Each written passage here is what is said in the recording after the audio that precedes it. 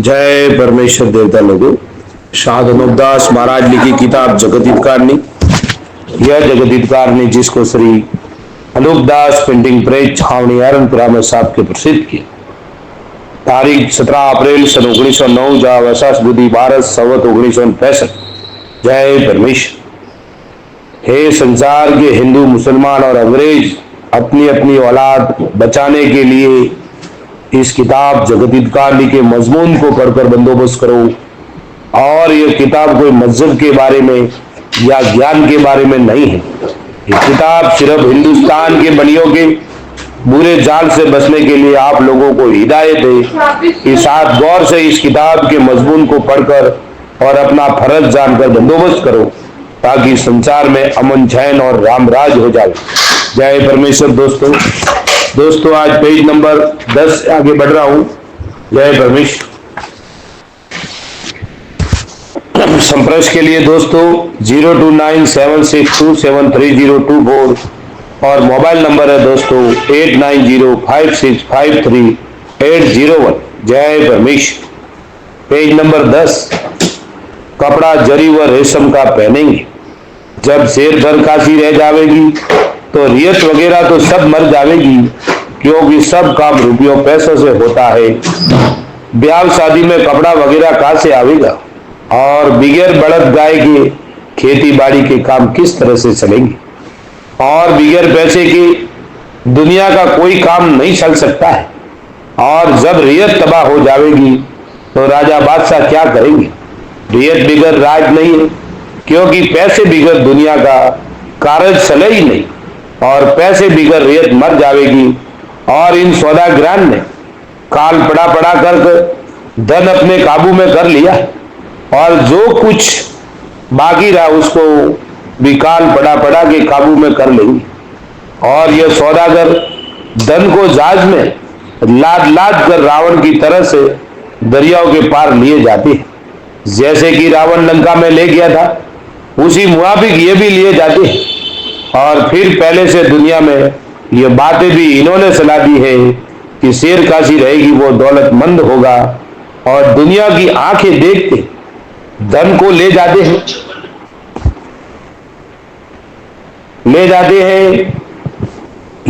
हैं और दुनिया की बुद्धि भ्रष्ट करके ऐसा सुझाते हैं कि अंग्रेज ले जाते हैं और लिए जाते हैं ये बनिए।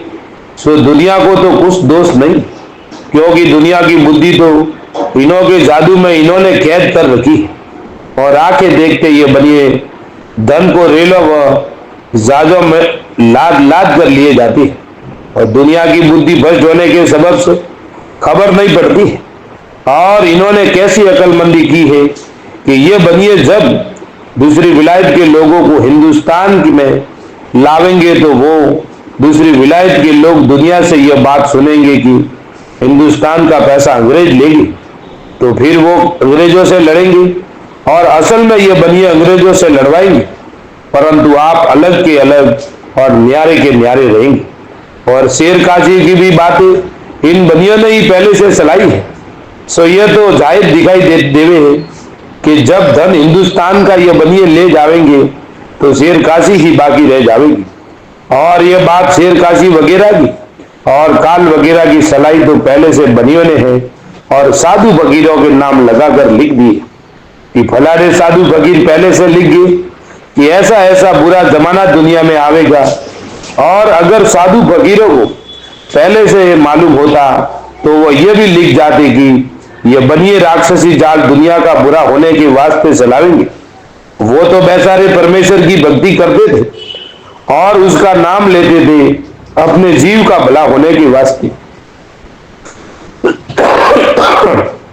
सो ये बनिए इस जाल को प्रगट और सौड़े ना होने के वास्ते अपने सर रावण के मुआबिक नहीं लेते, जैसे रावण अपने सर नहीं लेता था। Page number 11। और सिवाय इसके और भी बात कैसी लिखकर जाहिर की है कि सूरज हजारों किरणों से तपेगा, जिसकी गर्मी से धरती लाल सुरंग तांबे के रंग हो जाएगी, और जमीन माता के ऊपर पानी जो है वो इस तरह से गर्म होगा कि जिस तरह से कढ़ाई के अंदर तेल उबलता है उसी तरह से उबलेगा, उस तरह से पानी उबलेगा। सो देखो भाई उस वक्त में इन राजा बादशाहों का क्या हाल होगा। परंतु अब लोगों को यह बात निहायत खूबी के साथ सोचनी और समझनी चाहिए।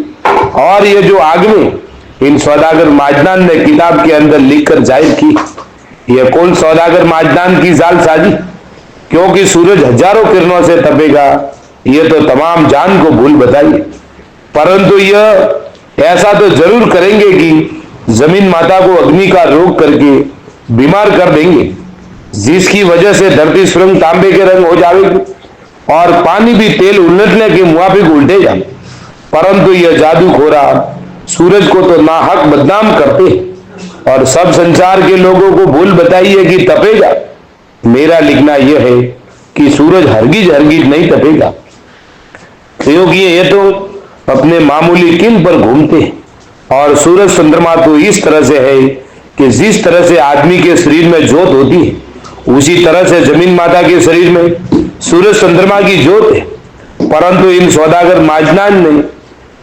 माजनान की इंद्रजाल के पाप से कुल जहान के लोगों की अकल कैसी खराब कर दी है, जिससे सब लोगों को ऐसा ही मालूम होता है कि ये राक्षसी वेद की किताबें अगले सदी लोगों की लिखी हुई है, जिससे उनको काम में लाते हैं। परंतु उनको यह बिल्कुल मालूम नहीं है कि जितनी किताबें राक्षसी वेद की है वो केवल इन सौदागर माजदान की है और इनकी चलाई हुई है। परंतु नाम उन किताबों में अगले सती लोगों का लिखकर जाहिर किया है, जिससे तमाम लोग उन किताबों को पढ़ते हैं और उन्हीं के ऊपर चलते हैं। हालांकि रात दिन खराब होते जाते हैं तो भी नहीं समझते कि इन बनियों ने रावण के मुआफिक राक्षसी वेद की किताबें और टिप्पणी वगैरह चलाए हैं, क्योंकि संसार की बुद्धि राक्षसी पाप में कैद हो रही है, जिससे नहीं समझा जाता है।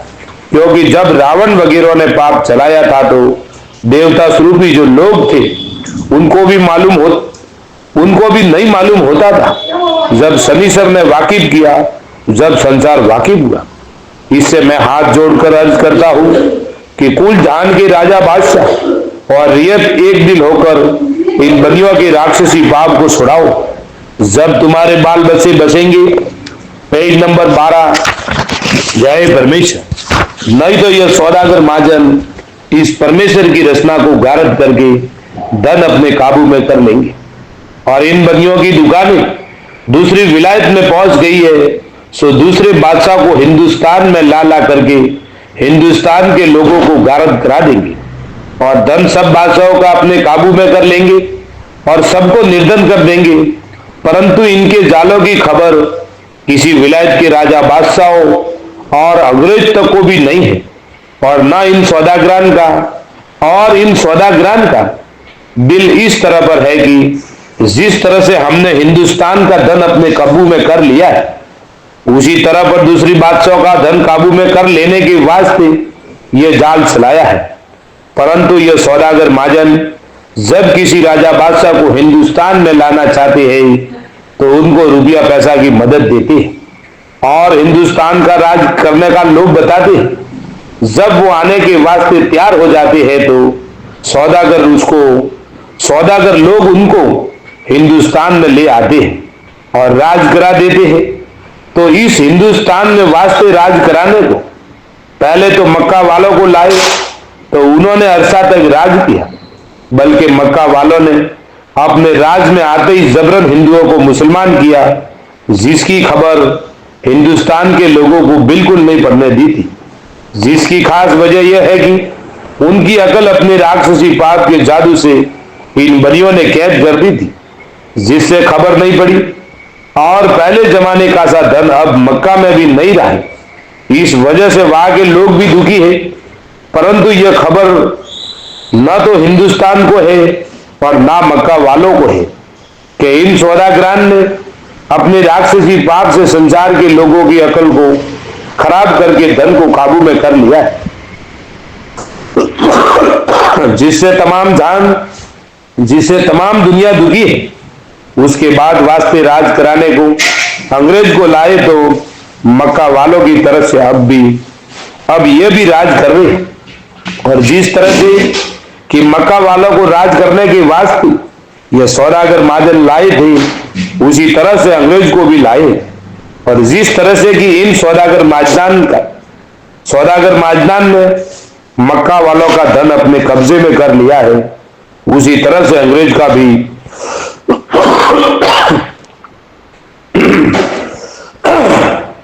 धन अपने काबू में कर लेंगे और निर्धन कर देंगे जब रूस के बादशाह से मिलकर अंग्रेजों के बच्चों को मरवा देंगे, और अपने मिलने की खबर अंग्रेजों को और अंग्रेजों के बच्चों को भी नहीं पड़ने देंगे, और रूस वालों को लाके हिंदुस्तान का राज करा देंगे, और जब उनका भी धन काबू में कर लेंगे और रूस वालों को निर्धन कर देंगे, फिर और किसी बादशाह के राजा बादशाह से जा मिलेंगे, और जब उनका भी धन काबू में कर लेंगे और रूस वालों की तरह से उनको भी निर्धन कर देंगे और उनके बच्चों को भी मरवा देंगे। जय परमेश्वर। दोस्तों कल पेज नंबर 13 से आगे चालू होगा। साध अनूपदास लिखी किताब जगदीतकारनी। यह जगदीतकारनी जिसको श्री अनूपदास प्रिंटिंग प्रेस छावनी आरनपुरा में छाप के प्रसिद्ध किया। दोस्तों वो भी तारीख 17 अप्रैल सन 1909 जहाँ वैसाख बुद्धि 12 संवत 1965। संसार के बच्चे बचने के लिए दोस्तों साध अनूपदास लिखी किताब जगदीतकारनी पढ़े। छावनी अरनपुरा शिवगंज मारवाड़ 3070 राजस्थान। जय परमेश्वर। दोस्तों कल पेज नंबर 13 से आगे चालू होगा। जय परमेश्वर।